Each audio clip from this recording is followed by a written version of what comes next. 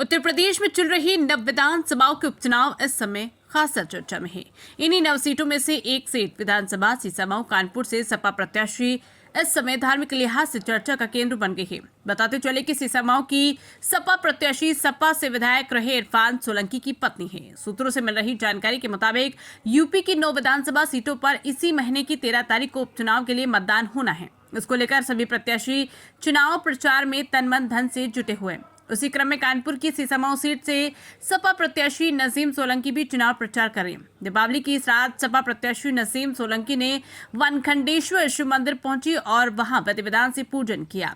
इस मौके पर उन्होंने अपने ससुर हाजी मुश्ताक सोलंकी और पति सोलंकी के बारे में बताया कि जिस प्रकार वो लोग जनता की सेवा के लिए तत्पर रहते थे, वैसे ही हम भी समाज के हर वर्ग संप्रदाय की सेवा को तत्पर रहूंगी।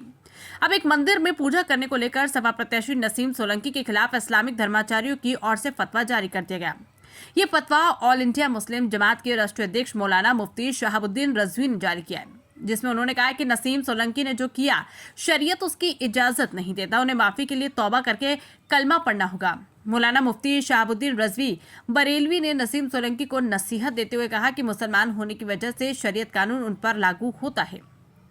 उन कानून को लेकर उनको भी अपनाना होगा। इस्लाम में मूर्ति पूजा करना हराम है। शहाबुद्दीन बरेलवी ने यह भी कहा कि अगर मुस्लिम महिला जानबूझकर पूजा अर्चना जलाभिषेक करती है तो शरीयत में उसके सख्त हुक्म है, और यदि अनजानी या दबाव में पूजा करती है तो तौबा करने का हुक्म है। उन्होंने कहा कि तौबा तभी कबूल होगी जब वो भविष्य में ऐसा कार्य फिर न करे। उक्त घटना इस समय सोशल मीडिया पर बड़ी जोरों से वायरल हो रही है। घटना लोगों के लिए खासा चर्चा का केंद्र बनी हुई है। Bureau report, Alis news.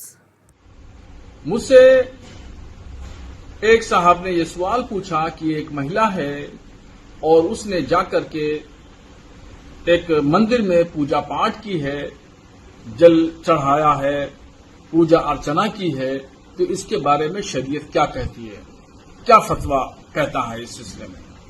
तो शरीयत इस्लामिया का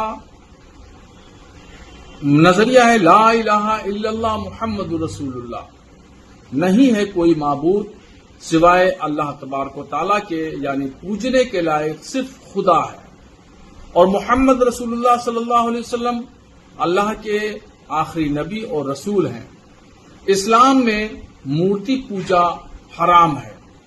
कोई भी शख्स, महिला हो या पुरुष, अगर वो अपनी मर्जी से, राजी खुशी से वो पूजा अर्चना करती है, जल अभिषेक करती है, जल चढ़ाती है, तो उस पर जो है वो जानबूझ के अगर करती है तो उस पर सख्त हुक्म है, और अगर वो अनजाने में करती है, उसको जानकारी नहीं है और किसी के जबर और दबाव में करती है, तो उस पर सिर्फ तौबा का हुक्म है। तो जिस महिला ने भी अगर अनजाने में किया है तो वो शरीयत की नजर में वो मुजरिम है और वो शरीयत की गिरफ्त में है।